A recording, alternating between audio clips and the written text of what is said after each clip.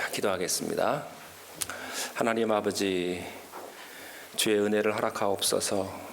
주의 말씀 가운데 주님을 만나게 하시고 주님의 귀한 사랑을 우리가 깨닫는 시간으로 인도하옵소서.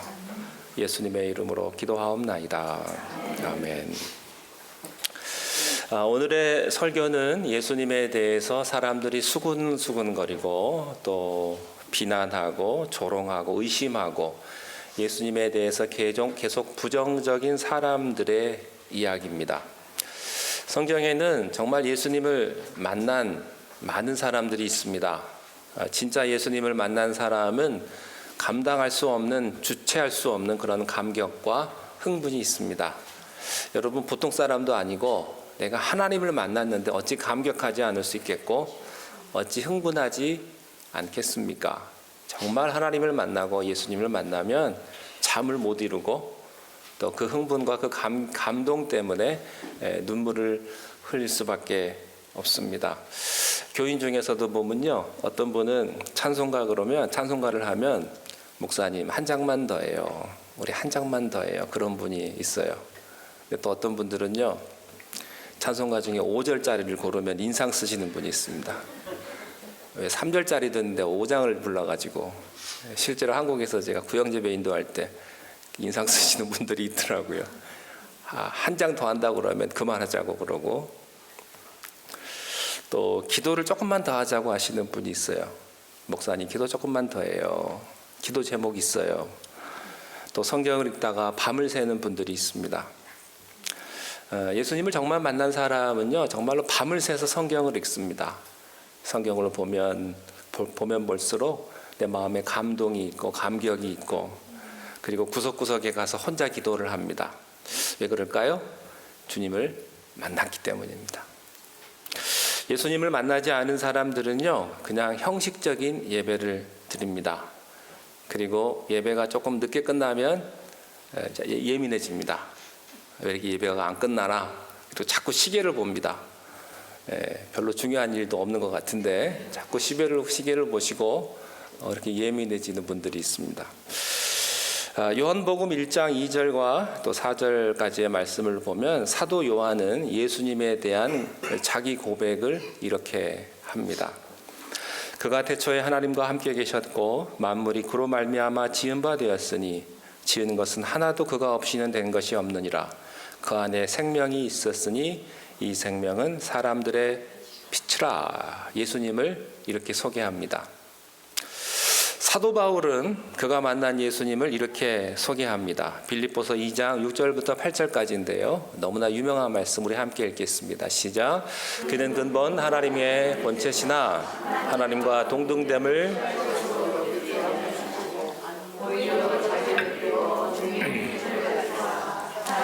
같이 되셨고 사람의 모양으로 나타나사 자기를 낮추시고 죽기까지 복종하셨으니 곧 십자가에 예수 그리스도에 대한 설명입니다. 예수님을 만나면 다 이런 고백을 합니다. 여러분은 예수님을 어떻게 설명하시겠습니까? 종이 한 장씩 다 나눠드리고 싶어요. 한번 써보시라고. 여기 계신 분들 가운데는 두 종류의 분들이 있다고 생각을 합니다. 한 분은 예수님을 믿는 분이 있고요. 또 한 분은 예수님을 만난 분이 있습니다. 이게 다릅니다. 예수님 내가 믿는 거하고요, 예수님을 내가 만난 거하고는 다른 거예요. 미국 대통령을 만난 사람하고 미국 대통령을 아는 사람하고는 이게 완전히 다른 것이죠. 예수님을 만난 경험이 있는 분들은 요한이나 또 베드로나 또 바울이 말했던 그런 경험을 하고 그런 고백을 하게 되는 것이죠. 요한계시록 5장 12절에 보면 큰 음성으로 이르되 죽임을 당하신 어린 양은 능력과 부와 지혜와 힘과 존귀와 영광과 찬송을 받으시기에 합당하도다. 여러분, 이게 예수 믿는 것입니다. 그래서 예수 믿으면 감동이 있고요, 이런 감격이 있고 찬양이 막 흘러나오는 것입니다. 예수님이라는 분은 그런 분이십니다. 여러분들에게 그런 축복이 있게 되기를 바랍니다. 설명할 수 없는 나만 아는 예수님과의 비밀, 그런 게 있어요. 예수님 만난 사람들의 특징입니다. 오늘 말씀에 보면 예수님에 대해서 세 가지 질문을 하고 있는 것을 발견을 하는데, 첫 번째 질문은 25절입니다. 우리 25절 말씀을 함께 읽겠습니다. 시작.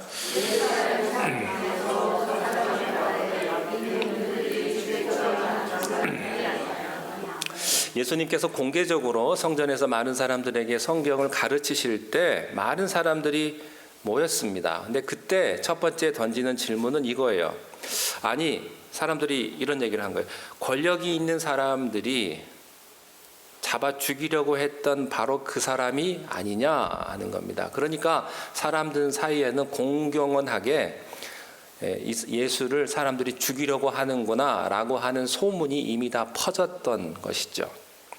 이거를 보면은 그 당시에 기득권층이나 또 권력 있는 사람들은 예수가 눈에 가시였고 또 껄끄러운 사람, 그런 존재였다는 사실을 알게 됩니다.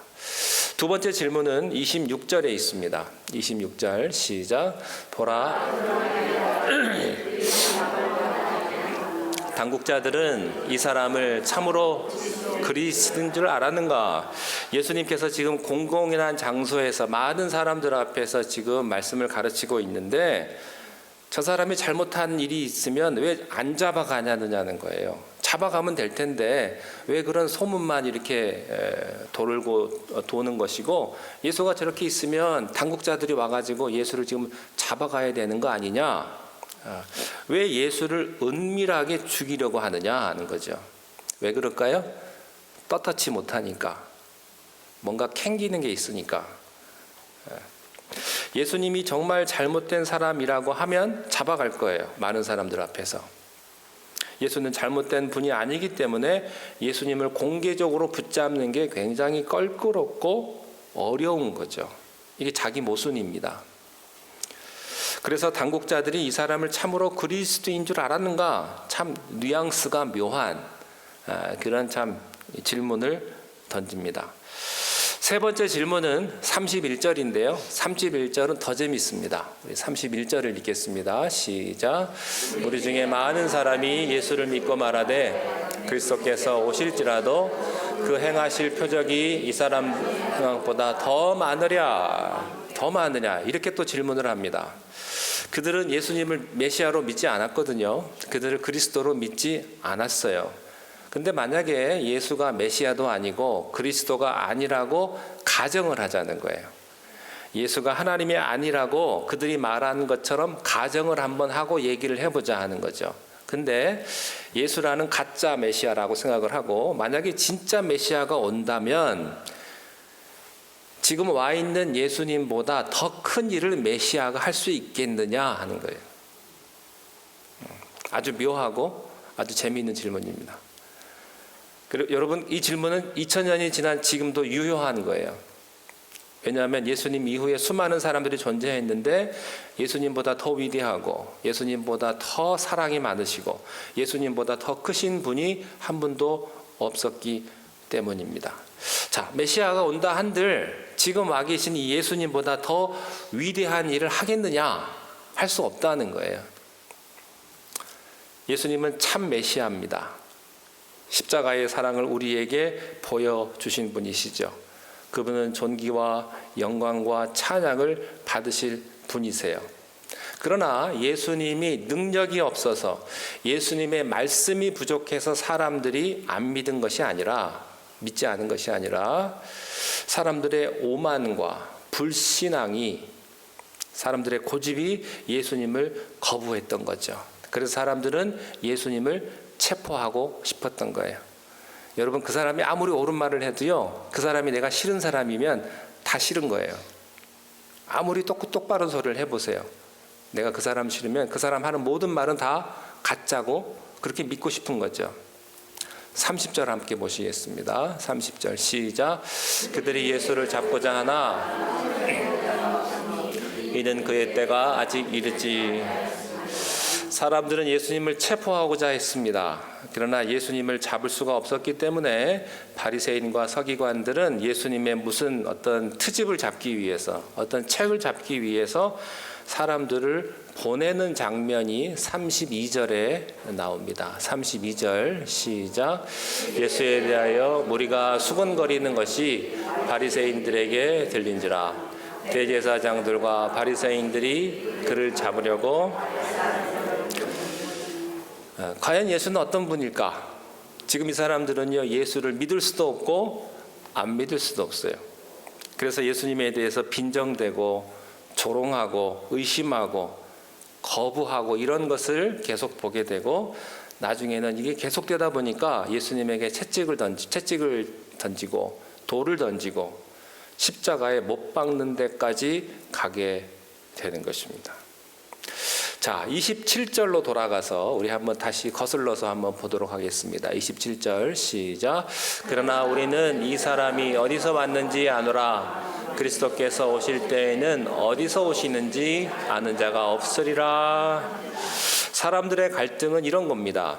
예수를 어렸을 때부터 잘 아는데, 꼬맹이 때부터 내가 잘 아는데 왜 갑자기 자기가 하나님의 아들이라고 하고 왜 자기를 메시아라고 그러는지 사람들은 받아들일 수 없다는 거죠. 사실 이해는 되는 말입니다.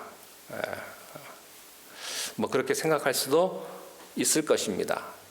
근데 그렇게 28절과 29절에서 그렇게 의심하는 사람들에게 예수님은 이런 대답을 주십니다. 28절, 29절 시작. 예수께서 성전에서 가르치시며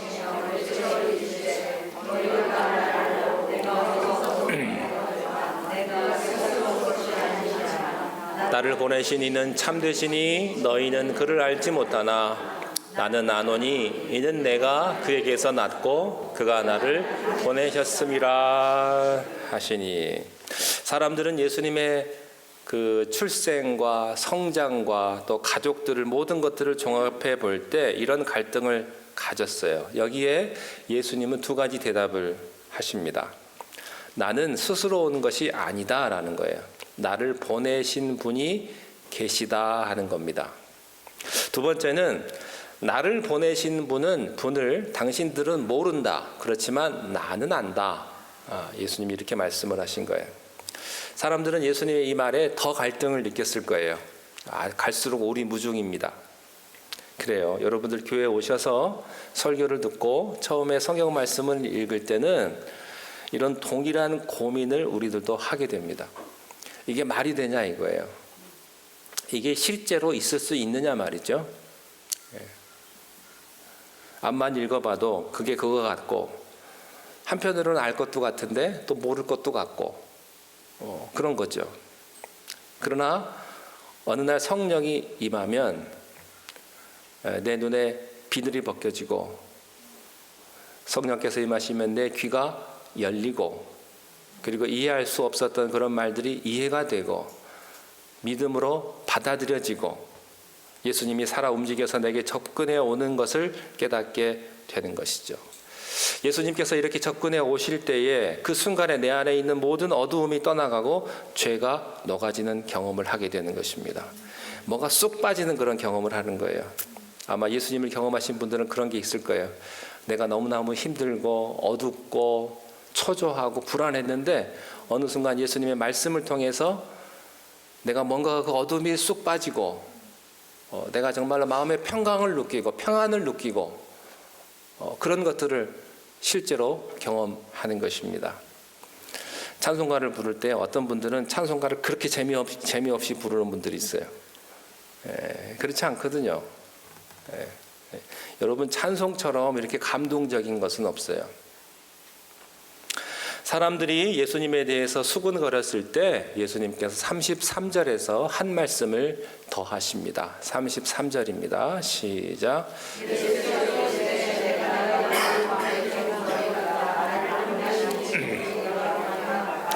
자, 네 가지를 말씀하셨는데요. 그 네 가지는 뭐냐면 예수님이 지금은 너희와 함께 있지만 조금만 더 있겠다고 말씀을 하시고요.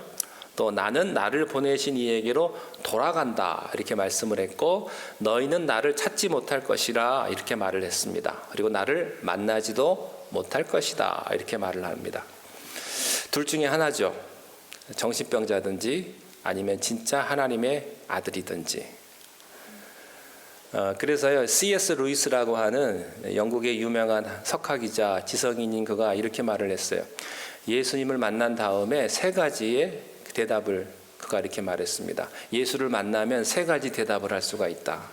예수님에 대한 대답. 첫 번째, 예수님이 정말로 하나님의 아들인데 하나님의 아들이 아닌데 자기가 하나님의 아들이라고 이야기를 했다면 그는 거짓말쟁이다.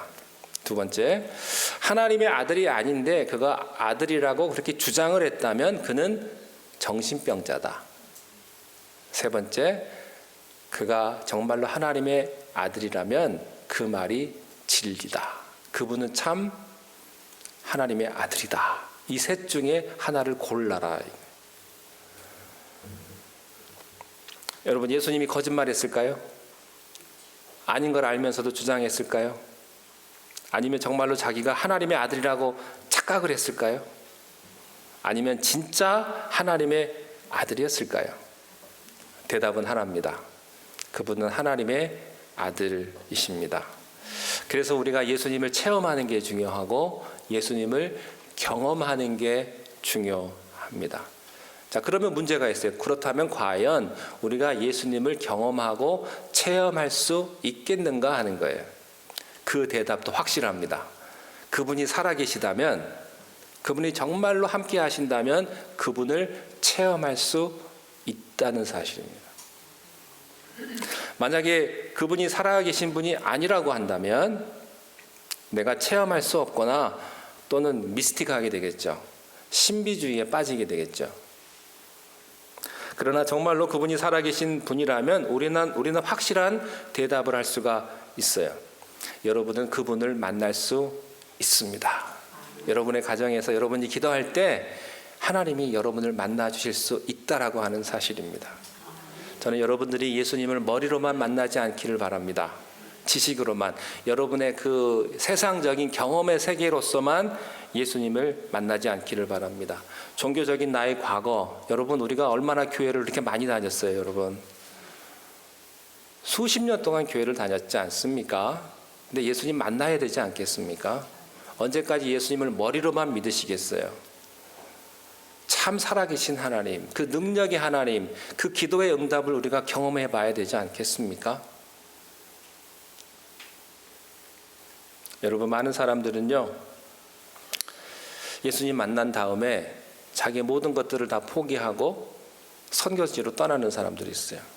그 사람들이 체험 없이 그냥 그렇게 가겠습니까? 인생은 모험이니까 그냥 한번 모험 한번 해보자 그러고서는 자기 거 다 버리고 그렇게 떠날 수 있겠습니까? 그럴 수 없다라는 거예요. 분명히 예수님을 만난 사람들이 자기 모든 것들을 다 포기하고 주님을 위해서 좀 내가 살아보겠다고, 그분의 영광을 위해서 살아보기 위해서 그런 결단을 하는 것 아니겠습니까?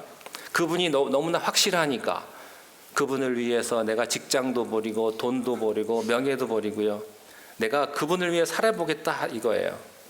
여러분, 그런 결정이 장난으로 했겠냐 이거예요. 장난으로 시험 삼아 했겠냐 이거예요. 안 그래요. 정말로 가족들, 어린 자녀들 교육도 시켜야 되는데 선교지로 떠나면 먹을 거 입을 거 요즘에 하도 가짜도 많지만 그래도요, 돌보다는 쌀이 더 많은 거예요. 우리가 세상을 보면서 교회가 다 썩었다, 크리스찬이 다 썩었다, 목사가 저게 목사냐, 그래도요 돌보다는 쌀이 더 많아요. 가짜보다는 진짜가 더 많다고요. 너무 세상을 그렇게 부정적으로만 보지 마세요. 정말로 열심히 살려고, 정말로 하나님을 위해서 헌신하고 애쓰는 분들이 훨씬 더 많은 거예요. 그런데 가짜들이 가끔 눈에 보이기 때문에 우리가 그렇게 다 치부해버리는 것이죠. 여러분요, 정말로 선교하러 떠나시는 분들은요, 주님을 만난 경험이 없으면 그런 고생 못합니다. 그렇게 포기 못하는 거예요. 희생 못하는 거죠. 여러분 교회에서도 와서도요. 교회에서도 우리가 봉사하고 희생하고 잠깐 할 수 있어요. 그렇지만 평생 동안 그렇게 헌신하고 손해보고 희생하면서 주님 섬기는 건요. 예수님 만나지 못한 사람은 절대 못하는 거예요. 잠깐은 해요. 잠깐은. 내 의지로, 내 노력으로. 그러나 정말로 예수님의 사랑을 알고 그분의 살아계심과 그분의 응답을 경험한 사람들은요. 평생을 교회를 위해서 애쓰고 헌신하고 욕을 먹고도 교회 일을 헌신한 사람들이란 말이죠. 여러분 그분을 만나보십시오. 그리고 그분의 음성을 들을 수 있게 되시기를 바랍니다. 자, 35절과 36절입니다. 35절, 36절 시작. 이에 유대인들이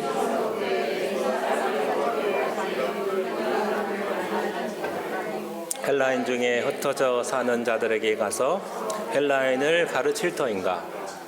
나를 찾아도 만나지 못할 터이요? 나 있는 곳에 오지도 못하리라 한 이 말이 무슨 말이냐? 계속 몰라요. 모르는 사람은 계속 모르고요. 뱅뱅 도는 거예요. 이해를 못하니까. 그러니까 의심을 하고, 그러니까 행동을 비판하게 되고 조롱하고 그런 것입니다. 여러분들에게 제가 마지막으로 한 가지 도전의 말씀을 드리고 싶습니다. 여러분 예수님을 믿고 나면, 예수님 만나고 나면요, 한 가지 듣는 말이 있어요. 그게 뭐냐면요, 너 변했다 이거예요. 예수 믿고 나면요 변합니다. 변해요. 말이 변하고요, 행동이 변하고요, 눈빛이 달라집니다. 내가 예수 믿기 전이나 예수 믿고 난 후나 하나도 변한 게 없다. 그러면 여러분 분명히 예수님 안 만난 겁니다. 뭔가 달라져야죠. 달라져야죠. 여러분 예수님 믿는 건요, 그분에게 빠지는 거예요. 그분에게 미치는 거예요. 그분에게 모든 것을 다 드릴 수도 있는 거예요. 그게 사랑이고요, 정말 하나님 만난 사람들이 선택하는 것입니다. 저는 여러분의 삶이 변화되기를 바랍니다. 이전과는 다른, 예수님 만난 이전과 예수님 만난 이후가 다른 그런 놀라운 은혜가 여러분과 여러분 가정에 함께 하시기를 축원합니다. 기도하겠습니다. 살아계신 하나님 아버지, 우리가 예수 그리스도를 주로 고백하며 주님을 믿습니다. 그 주님을 우리가 만나게 하여 주옵소서. 오늘 이 시간 주의 귀한 살과 피를 먹고 마실 때에 주님 내 안에 거하며 내가 주님 안에 함께하는 귀한 은혜를 이 시간 허락하여 주시고, 우리가 죄 가운데 있는 모든 허물들을 주님 다 용서하여 주시고 주님의 피로 온전케 되어지는 귀한 하늘의 은혜를 이 시간 허락하여 주옵소서. 예수님의 이름으로 기도하옵나이다. 아멘.